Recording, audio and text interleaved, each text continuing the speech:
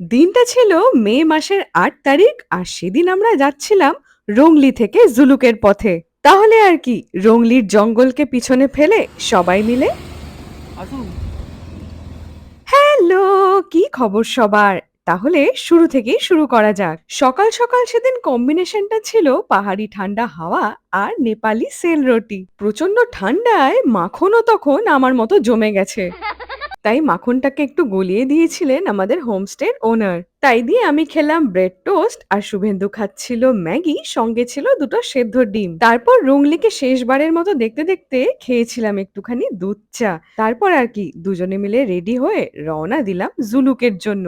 তবে জুলুকে যাওয়ার আগে আপনারা যেমনটা জানেন করাতে হয় পারমিট। তা ইস্ট সিকিমের পারমিট বাবদ আমাদের দুজনের জন্য মোট লেগেছিল ১,০০০ টাকা। শুভেন্দু এই পারমিট করিয়েছিল রংলি বাজারে স্বপ্না ট্যুরস অ্যান্ড ট্রাভেলস থেকে। তবে আপনারা চাইলে যে হোমস্টেতে উঠছেন তার ওনারের সঙ্গেও কথা বলে দেখতে পারেন। এটা হলো Lingtham checkpost. Old silk route যাওয়ার পথে এটাই হবে আপনার প্রথম পুলিশ চেকপোস্ট। এখানে কিন্তু চেক করা হবে আপনি অক্সিজেন ক্যান সঙ্গে নিচ্ছেন কিনা, কারণ এখন কিন্তু অক্সিজেন ক্যান বাধ্যতামূলক। আমরা যেমন সেটা রংলি বাজার থেকেই কিনে নিয়েছিলাম, আপনারা যদি না কিনে থাকেন তাহলে এখানেও পেয়ে যাবেন। এবং যত উপরের দিকে উঠতে থাকবেন অক্সিজেন ক্যানের দাম কিন্তু বাড়তেই থাকবে।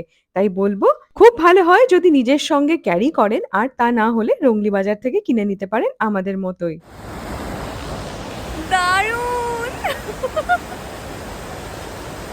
অপূর্ব! এরপর বেশ খানিকটা পথ ড্রাইভ করে আমরা যেখানে থামলাম সেটা হচ্ছে কিউখোলা ওয়াটারফল। আমরা মে মাসের শুরুতে কিন্তু বেশ ভালো রকম জল পেয়েছিলাম।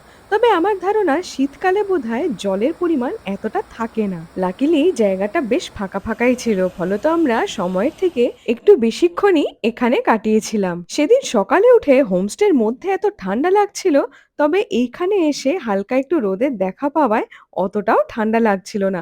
লাগছিল মানে বেশ উপভোগ করার মতো।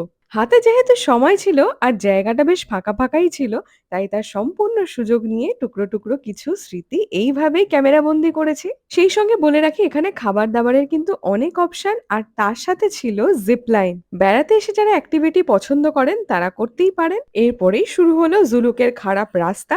সেসব পেরিয়ে কিভাবে পৌঁছলাম জুলুকে তার গল্প থাকবে পরের মিনি ব্লগে। ততক্ষণের জন্য টাটা।